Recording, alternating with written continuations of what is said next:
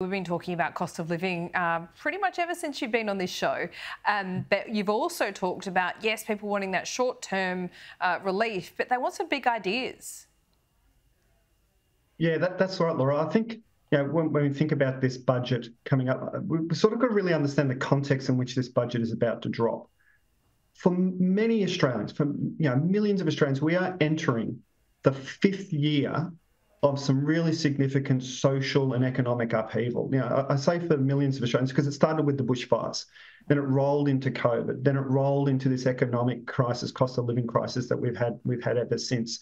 So there's a real sense of exhaustion, disengagement, despondency in the electorate now, and it's across multiple cohorts.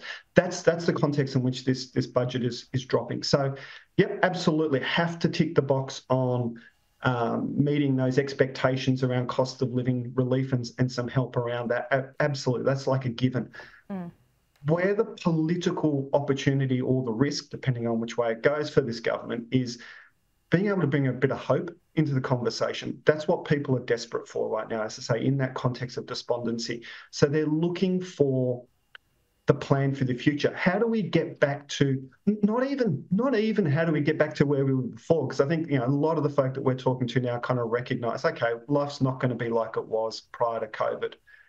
But how do we get to somewhere better than where we are now? And those consistent themes around wanting big ideas around housing.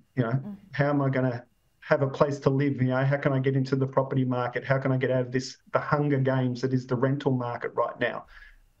Wages is something that's come up in the last sort of few months as a really critical point, because even if you get inflation under control, there's this belief in the electorate that, well, prices aren't going back to what they were before. Some of them might come back a little bit, but by and large, your fuel costs, your grocery costs, your utilities costs, once they've expanded, they don't come back in. So what are you going to do around wages? Because I can't afford those things now. And inflation, you might get inflation under control, but there's still inflation. Things will still be going up and my wages going nowhere. So wages has become a really important thing. Health and mental health particularly has become a really important thing in terms of what's going to give people hope for the future, because they see these services around them being diminished, and the mental health thing, tying into that context of despondency, has become a really, really important service that they're not seeing there's nothing there that gives them confidence in the accessibility of those services. So there's a whole lot of stuff that's swirling around here that the government really needs to land in this budget. I mean, you and I have sort of been saying since probably about the start of this year that it's sort of last chance stakes. If they can't land some sense that they've got a plan to take us somewhere better, then we've got real problems.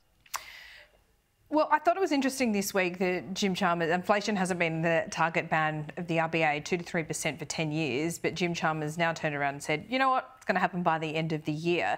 I think that was a great communication strategy going into the budget, because that's all anyone's been talking about, right? And when we look at the detail tonight, we're going to look for those measures that actually gets him there. And he's talking about fiscal measures, rather than just relying on the in a monetary sense from the RBA.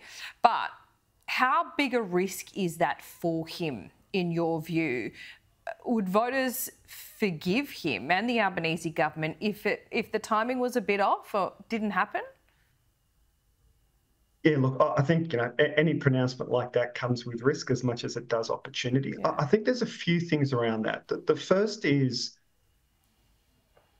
it's those kinds of big sort of, macroeconomic targets, we're going to get inflation back into this band, just washes over people. That's not what they kind of want to be hearing right now. What they want to be hearing is, where is the coherent plan that addresses all these things that we've been talking about? Yes, inflation is a huge part of that, and that's a big problem. And good that they're working on it and getting it under control. Good, but where does it fit in a broader narrative of what this government is trying to deliver for us? And as I say, it's just to make life better, not necessarily even as good as it was. So I think there's an issue there. The other issue is people are just so disengaged. There is no anticipation or sense of anticipation around this budget. A lot of this stuff that we're sort of we talk about in the political bubble and those sorts of things just don't register. So we've done focus groups since Chalmers made that statement, and there's no impression. It hasn't touched the sides because of this sort of degree of disengagement. So they've got to even if they can do all those things that I've just articulated, they've still got a communication challenge of how do you get that through to an electorate now that is so despondent, so disengaged.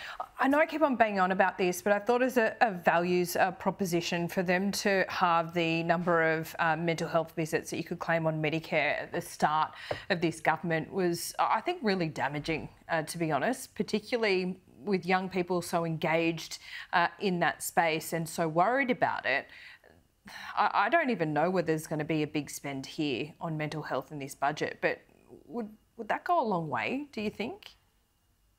That's the kind of stuff that people notice, because that's the kind of stuff that impacts them. It impacts their family members directly. Not sort of statements in the media or big bold targets, that have no substance behind them. That's the very kind of tangible thing that, absolutely. They need to be doing those sorts of things, reinstating or even expanding, what was there before, because mental health has become this chronic problem, and people link it to other issues like family violence.